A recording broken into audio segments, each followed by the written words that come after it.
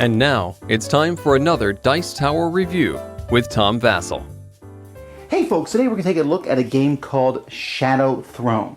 Now, in the universe of Shadow Throne, there is a big war going on, and it's the Empire versus the Rebels versus the Church. However, this has affected the royal family itself. The king, of course, rules the Empire. His wife has fallen in love with the leader of the rebellion, so therefore she's with the Rebels. And the daughter's been brainwashed by the priest, so she's with the Church. So these three factions. You, as a player, are wanting to control the Shadow Throne. You want to be the power behind the power. So you're not really sure or even care who's going to win. You just want to have the power when that team wins the game. So this game is going to feature some card play. Let's look at it.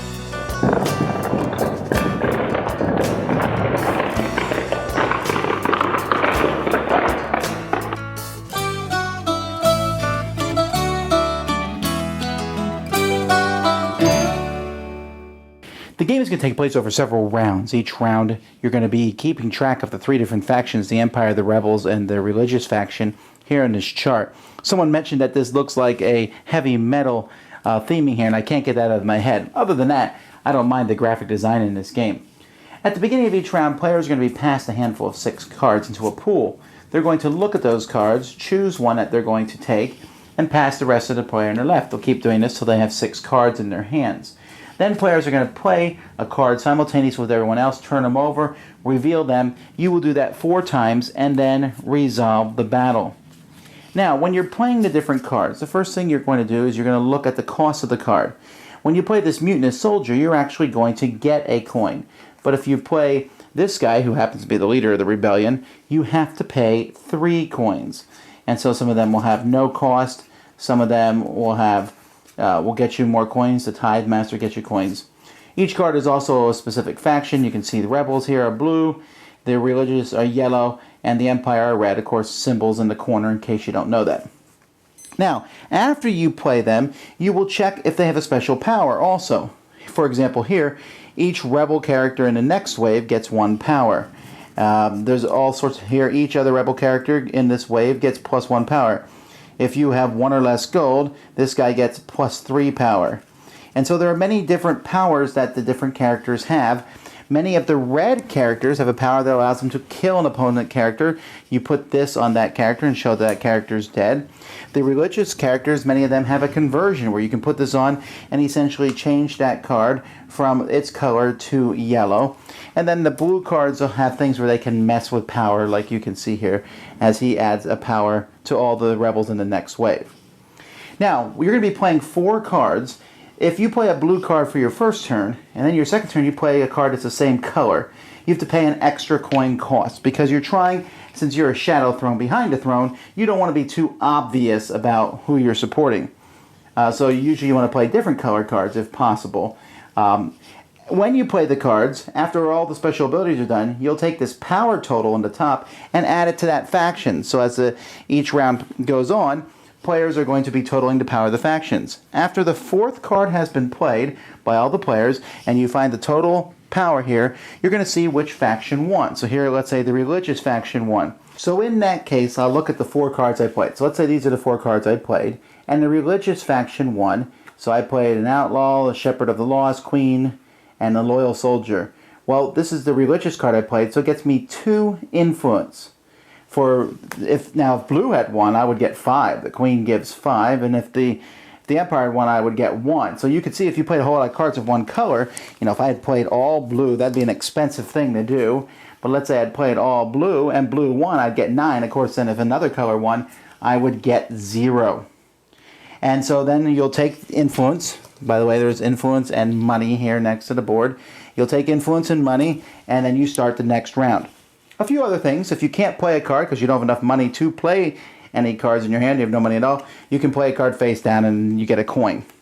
Also, many of the characters have kind of a sympathy thing here. If I play this card here and yellow does not win, I'm going to get 3 gold. So many times you'll play these cards hoping that that faction doesn't win, so that you get some money that you can use in future rounds. As soon as someone gets to 15 influence, that's the final round, and whoever has the most influence is the winner of the game. Shadow Throne was a game that when I got it, I was like, oh, I don't know, another one of these card games. But at the end, I was very impressed with it. It's very simple, the way the game works, and yet it has a lot of give and take. And it works well with a different number of players. One of the things I enjoyed about the game is drafting. I'm a big fan of drafting. I like getting a handful of cards and keeping them. And then the whole idea of what cards to play. The king, the princess, and the queen are the best cards in the fact that they give you 5 influence and they have good special abilities, but they add no power. Also, if you play one of those, people will see that and think, you know what, maybe that faction shouldn't win. You have 6 cards, possibly 7, as sometimes you get to keep a card from one turn to the next and then draw 6 more, so you'll have 7. It gives you kind of a wide range of options, and so you're saying, okay, I'm playing this card because of the money. I'm playing this card because it's powerful. I want that faction to win. I'm playing this card because it's a lot of influence. I'm playing this card because of the special abilities. The special abilities are simple and easy. We didn't have to look up any of them. They're numbered 1, 2, and 3 because the 1s go off first, then the 2s and 3s, making a very efficient timing system. The card design was really easy to look. I mean, I might complain that the tokens, the influence tokens were maybe a little too small, and I wish I included 5 influence tokens, but as it is, they work very well. Easy, you're passing money and tokens around, and that's pretty much the game. It's the kind of game that I wouldn't even look for an expansion for it. It's nice, it's self-contained. You're not sure what cards are going to come out each round, so you're watching what the other players play, seeing who they're going to support, deciding maybe you'll jump in and score a lot of points, or maybe you have no option. Maybe you just look at a round and go, I'm not going to win this round, so in this round I'm going to play hoping this faction loses so I can rake in a lot of money so that next round I can do well. I have the king card. I'm going to save him for next round and use him then. And because of drafting, you're going to see what cards you give somebody else. So if I give you the card that says kill all nobles, then I'm thinking you're probably going to take that card and possibly play it. So I'll be careful when I play a noble card. At the same time, I might have a noble that gives me points when killed. So I'll sit there and go, I think you're going to play it this round. So there's some of that going on in the game. And like I said, it plays very smoothly and quickly too. Less than an hour, 30 to 45 minutes the box says, and I think that's pretty accurate. So Shadow Throne, really quite a clever game inside here. Very impressed with it. Dice Tower Judgment, approved. Thanks so much for watching the Dice Tower videos. Find more great videos and reviews as well as our top-rated audio podcast at Dicetower.com. You can also find other great shows at Dicetowernetwork.com. I'm Eric Summerer, and you've been watching The Dice Tower. The Dice Tower is sponsored by Cool Stuff Inc., where you can find great games for great prices.